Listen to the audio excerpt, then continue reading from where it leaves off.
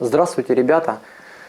Сегодня хочу посоветовать, как вообще действовать, когда вы имеете какие-то проблемы с легкими, хронические бронхиты, какие-то воспалительные процессы, все, что может быть там с легкими связано, с бронхами. Как лучше это все лечить дело? Значит, я рекомендую, как бы уже много было, у меня было как-то и бронхит курильщика одно время, когда я курил, и просто был затяжной кашель, и меня там продуло, а потом я чем только не лечил там.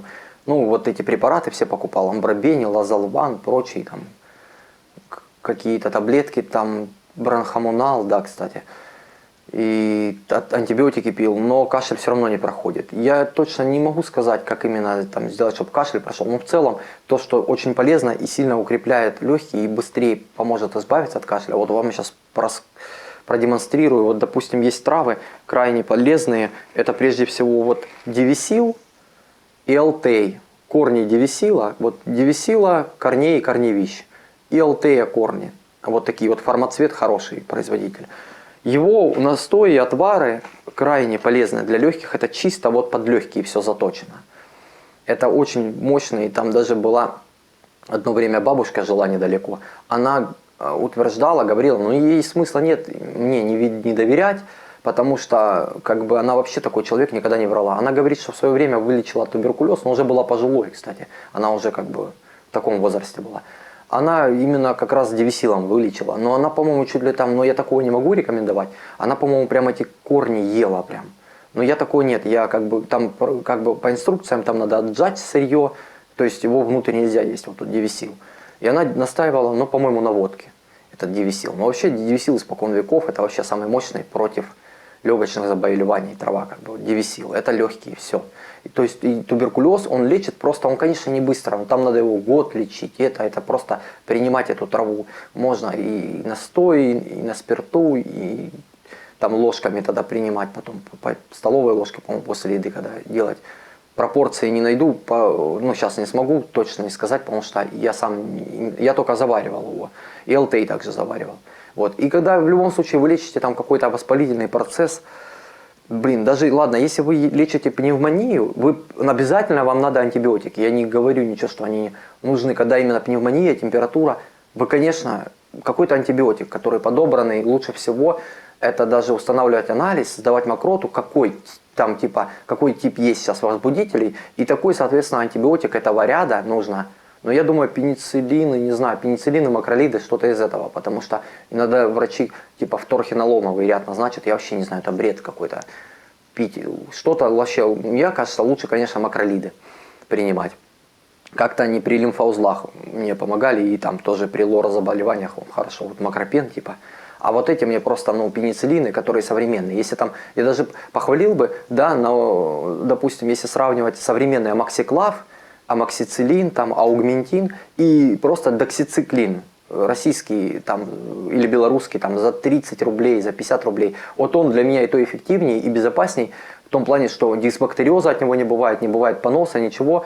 Он эффективный и сильный. Доксициклин даже лучше, чем вот эти все дорогие амоксициллины, как бы импортные, эти британские, все тому прочее. Они нужны, безусловно, но как бы когда и в острой форме, и пневмония, просто легочные заболевания. Помимо трав, конечно, еще и антибиотиков, когда они нужны, только когда температура и того требует ситуация, антибиотики, само собой. Но нужны, как бы, которые вам еще 90% успеха, это витамины, получается, АЕ. Смотрите, вот просто обычный, вот Марбиофарм, ретинолоацетат, вот токоферолоацетат, А и Е, витаминки.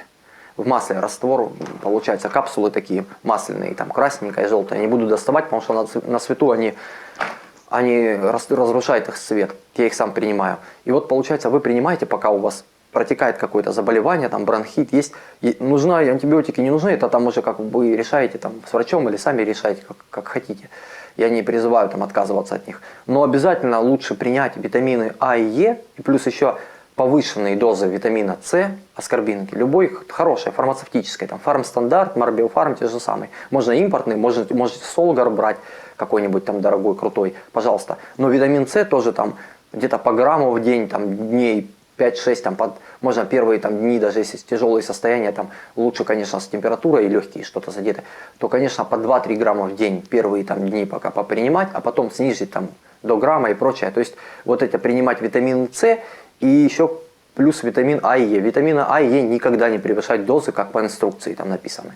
Витамин С можно завышать, ну не более там на огромную массу тела, там если у человека, ну большая масса, хорошо там.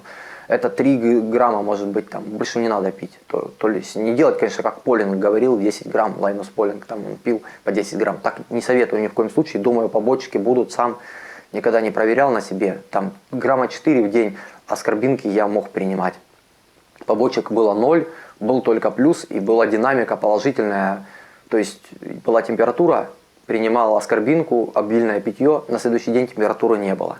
Это было и при гриппе, при ОРВИ, при еще других там бывало, что-то в носу воспалиться, тоже ударную дозу аскорбинки примешь, все хорошо. И вот эти просто А и Е тоже, они для слизистых, для оболочек, для легких бронхов, для горла, для гайморовых пазух, вот этих всех слизистых, которые только есть в организме, они все А и Е, они повышают сопротивляемость и повышают инфекциям и всяким именно на слизистых и в легких, вот эти все дела, они и оздоравливают ее, защищают, лечат и как бы восстанавливают. То есть там А и Е необходим, там один витамин С до конца не вывезет. То есть если есть кашель, вам надо принимать, чтобы он, особенно тоже хронический, но вам надо А и Е прям курсом попринимать, там вы сами решите сколько. Но долго тоже нельзя, особенно там, если Е можно еще долго, то А нельзя, он накапливается, там его нельзя месяцами пить. Его максимум там вы можете там, дней 20 попить и там не превышать суточные дозы.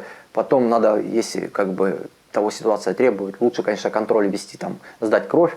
И там как раз там больше всего кровь сдается в случае, там, когда на витамины там, D3 установить, какая концентрация витамина D, холикальциферола, витамина А, ретинола и витамин В12, еще тот, который у нас долго живет в организме, его запасы. То есть он тоже там в печени содержится, его большие запасы В12, А и Е. Это и D. А, Е, Д и В12 это то, что у нас накапливается. Все остальные это витамины водорастворимые, которые нам постоянно нужно пополнять ежедневно запасы. Их можно смело принимать. Тоже, конечно, сильно дозы не надо завышать. Принимать адекватно. С нужно завышать, когда вы болеете простудными, вирусными инфекциями, инфекционно-воспалительными заболеваниями, любыми заболеваниями. В период обострения вам нужны повышенные дозы витамина С. То есть от грамма и выше. От грамма до 3 грамм принимать. А во всех остальных случаях для профилактики, естественно, все группы В витаминов там и прочие вы принимаете просто допустимые суточные нормы. И дополнительное питание, понятно, плюс какие-то таблетки, БАДы, там, витамины, которые вам подходят, сами подыскиваете. И я как бы и отечественные советую, не обязательно тратить большие деньги, что-то покупать из американских, там какой-то айхерб, вовсе не обязательно. Ну, в общем, берегите легкие свои. Берегитесь, пожалуйста, тоже. Вот сплиты сильно очень садят, увлажнителей воздуха, сплит-системы, это все плохо воздействует на все наши лор-органы. Это, то есть сушат слизистый нос, это все переохлаждение, осушение слизистых. И как бы все это нехорошо. Лучше все естественно и держите все в тепле, хорошо одевайтесь, кушайте, не болейте, высыпайтесь. Всего доброго, до новых встреч.